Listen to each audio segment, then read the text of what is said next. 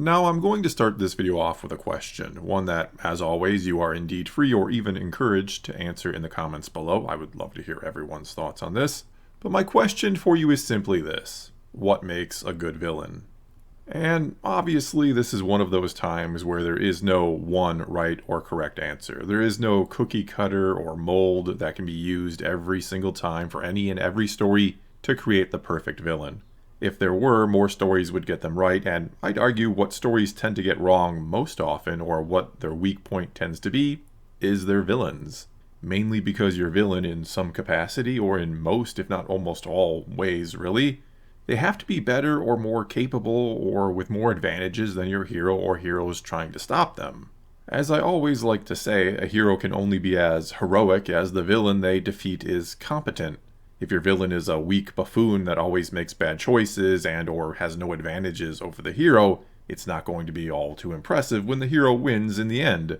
Though that's not exactly the same thing as taking advantage of a villain whose weakness is perhaps overconfidence. In fact, that leads to something else all good villains ultimately need, that being a good, believable way for the heroes to defeat them. Which is maybe the trickiest part of all here, because no, you don't just want your villain to make some sort of stupid blunder in the end, or for some fluke occurrence randomly happening to lead to their downfall, or for the dumb luck of the hero to be what saves the day. You want the hero to defeat them in a way that feels like it's an earned victory, like the hero accomplished the near impossible through perseverance and or hard work and training, because of some way they have improved themselves physically, mentally, spiritually, or a combination of all of the above, or in some way they are better than they were at the start. And even still, you don't want it to feel easy for them when it finally does happen. Basically, they can now barely achieve something they never ever could have achieved at the beginning of the story because of the journey they've been on and everything they've gone through and learned or gained along the way. Another key to a good villain is what motivates them. Why are they doing what they're doing? Or what even makes them a villain in the first place? Are they clearly evil and in the wrong, or is it more complicated than that? Because sometimes a villain that's relatable, sympathetic even, can be frightening. It can be scary to see and understand their point of view or what drives them, and then have to wonder or ask yourself if you would do the same in their situation, if you're not so different from them after all. Other times it can be terrifying to not understand them or their motivations at all, to have them be little more than the epitome of malevolence, where there is not one shred of decency or humanity left within them, and nothing more than madness drives them. And one of the reasons this can make for a great villain is because you cannot reason with chaos. There can be and will be no sort of compromise in the end, and what will you perhaps need to do or even become to ultimately stop them?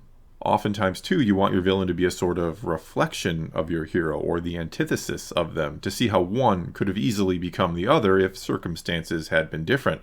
In Star Wars, for example, it tends to boil down to the selfless hero trying to liberate the galaxy from the selfish villain controlling it. And speaking of Star Wars, one of the common ways to sort of defeat a villain in Star Wars is through redemption, making the villain essentially see the error in their ways, which in Star Wars usually means turning away from the dark side and back to the light, though it can also mean leaving an evil faction like the Empire to join the rebellion. And right now I'm going to take a moment to warn you that there is going to be some spoilers for Tales of the Empire ahead, so if you haven't seen it and you're planning to watch it, you may want to click away and finish this video afterwards. Anyway, redemption, or a villain turning away from the dark side, or leaving the Empire, or leaving some other bad guy organization or way of life behind, like Boba Fett becoming a kinder, gentler sort of bounty hunter in his own series, for example. That is something that happens quite often in Star Wars. Maybe too often, you might say, especially given the famous line from Yoda in The Empire Strikes Back about how once you start down the dark path, forever will it dominate your destiny. And it doesn't seem to be all too dominating when so many are able to leave it behind. And sure, as I've argued before, I don't think Yoda was being literal when he said that to Luke. It was meant to be a warning. I don't think he was saying it is absolutely impossible under any circumstance to ever turn away from the dark side.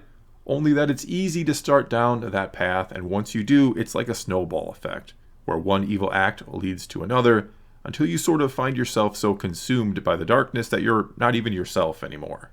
There's a reason why in Return of the Jedi, Obi-Wan told Luke that Darth Vader destroyed Anakin Skywalker. It wasn't just to sort of fix a plot hole, that being how in A New Hope Obi-Wan told Luke Vader betrayed and murdered his father when actually he was his father.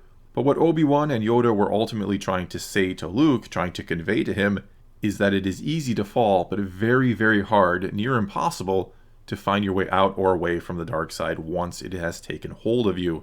And it really should be that way, otherwise it doesn't feel so dangerous to fall to it or maybe use it. And yet, a lot of characters in Star Wars do find a way to free themselves from the grip of the dark side. Most recently Barriss and Fourth Sister, or Lyn in Tales of the Empire. And I have heard many people kind of complaining about this, saying anything from they're tired of so many villains being redeemed in Star Wars, or that it just happened way too quickly and easily for them. It didn't feel earned. And I will mainly agree with both points. It did seem rather quick and easy given how hard it is supposed to be to come back, and when it's hard and rare to come back from the dark side, it makes the few stories, or would make the few stories if there were a few, it would make the few where someone is able to do it more profound and impactful. Like I was saying a moment ago, if so many people who fall to the dark side come back to the light, does the dark side even feel all that dangerous anymore? However, the problem here, though that's not exactly the right word, so we'll say the issue here is that one of the main themes of Star Wars is, of course, redemption. The core story of Star Wars, the most well-known and famous one, the story that made Star Wars what it is today, the story of Anakin Skywalker, well, it's all about his fall and redemption. And so, to capture the essence of Star Wars, you could say, to tell stories that resonate with that core theme, a lot of stories are going to be about redemption, for better or worse. And so when it comes to the Barriss story in Tales of the Empire, well, if you hadn't seen anything Star Wars before, well, that probably wouldn't be the first thing you ever watched. But if it was the first thing you'd ever seen Star Wars, or one of the first Star Wars stories ever, you'd probably say it was a really good, solid story of redemption, especially if you didn't know the extent of what Barriss had done in the past. The bombing of the Jedi hangar, framing Ahsoka, murdering a witness essentially, and so on. All that does seem to get a bit forgotten in this story. But anyway, in my review of it, I even argued it was a really good Star Wars story. It's good for what it is, or when you kind of take it out of the larger context of Star Wars stories that we all know, and instead look at it or judge it completely on its own merits or just as a singular Star Wars-like story. It is really good, other than, yes, being a bit rushed. No doubt it could have been longer and more elaborate, shall we say. But when you do put it back into the larger context, when you do line it up alongside all the other Star Wars stories we've got over the decades, and where, yeah, so many villains have been redeemed, where so many stories similar to this one have been told, it does maybe make you sigh or shake your head a bit in frustration and wonder why the bad guys always seem to get redeemed. Why couldn't this just be a story of how Barriss embraced the dark side and died a villain? It is called Tales of the Empire, after all, not Tales of the Redeemed Jedi. And yes, I would argue sometimes, or maybe even oftentimes, you really do need a villain to stay and die a villain in the end in order to, again, sell just how bad and strong the dark side is, how dangerous and big of a threat it is. And sure, many characters do die a villain in Star Wars, don't get me wrong. But a lot also do come back from the dark side. And that line from Yoda really feels like it starts to lose its meaning when so many that we see fall to the dark side ultimately come back to the light in the end. However, here you could also argue that wouldn't be very Star Wars-like for the vast majority of stories to end with no redemption, when again a core theme, or the core theme of Star Wars perhaps, is redemption. It is the light overcoming the darkness in the end, and people realizing the error of their ways, to put it very simply, that they can choose to be better or do right no matter how much wrong they have done before, that we are more than the worst thing or things we have ever done in our life, that we can always find some sort of redemption, even if it is just in the eyes of our Son. And those are very powerful messages. They make for very good stories, ones worth telling and watching or reading and being moved by. But again, when you do it all the time, when you look at that larger story of Star Wars or the combination of stories, it does seem like everyone always comes back to the light or leaves the Empire or whatever else it might be. And when it does happen all the time, and I don't mean literally, of course, but when it happens so often, they not only lose their impact or become maybe even tiresome or annoying, but they can even perhaps begin to undermine the other stories of villains finding redemption and coming back to the light.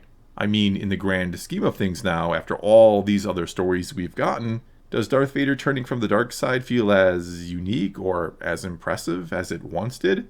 Has it lost any of its impact, do you think?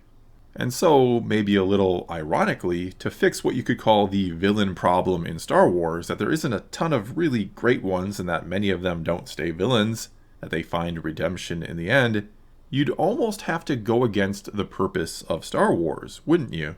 You'd have to start making really good villains that don't ever see the error of their ways, that don't see the good of the light, and get some wins as bad guys, and eventually, after a nice menacing run, simply die the villain. Well, that's all I got for you this time. Now it is your turn to take to the comments below, and you can either answer my question about what you think makes a good villain, or tell me if you think Star Wars has a sort of villain problem. Do too many bad guys turn back to the good side in the end? And is that frustrating, or is that just Star Wars? Whatever you think, leave a comment below and let's talk some Star Wars. And until next time, thanks for watching.